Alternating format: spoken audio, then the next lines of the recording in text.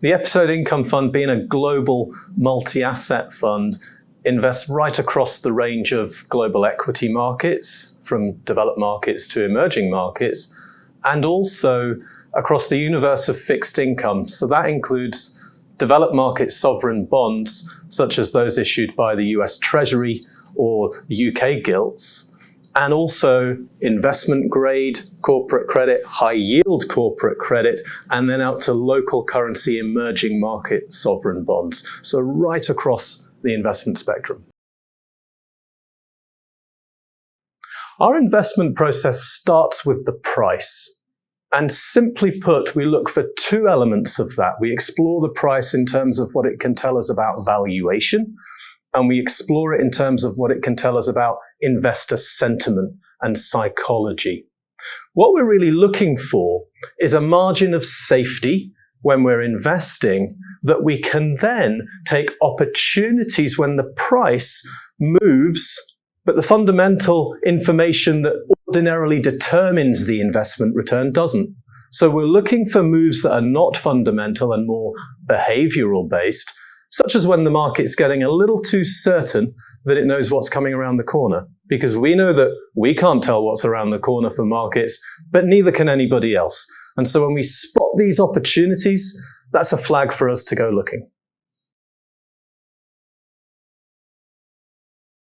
As a globally diversified fund, owning lots of things that fundamentally their returns are driven by lots of different things that are going on in the world. So fundamentally, they should move in different ways. Now, of course, we all know that the actuality is prices can oftentimes move in the same direction. And so you can sometimes get unexpected correlations. So with the best will in the world, we can try and be as diversified as we can and hold different assets. But from time to time, and certainly over the 14 years that this fund has been in existence, there have been occasions when lots of things that shouldn't be correlated become correlated. So things we do, keep a very close eye on correlations because they move, they shift, and there's information in that. So we look for information in the correlation behavior. And the second thing we can do is acknowledge that sometimes when things are correlated, we need to sit in cash for a bit and use cash as a home of our safety asset in that way, as a diversifier.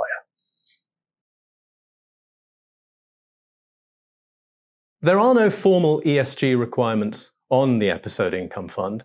We do, however, have the company-wide exclusions policy that excludes us from investing in controversial weapons and in thermal coal.